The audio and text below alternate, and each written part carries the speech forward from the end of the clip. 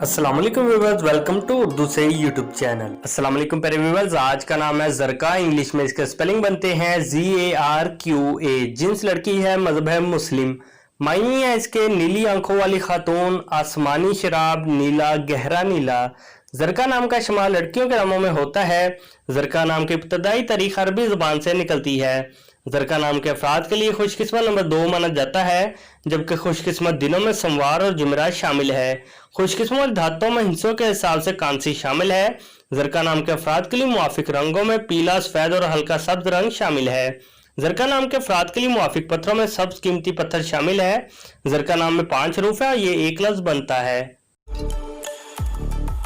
अपने नाम का मीनिंग जानने के लिए कमेंट बॉक्स में लिखिए। चैनल को सब्सक्राइब कीजिए, वीडियो को लाइक और शेयर कीजिए। Thanks for watching.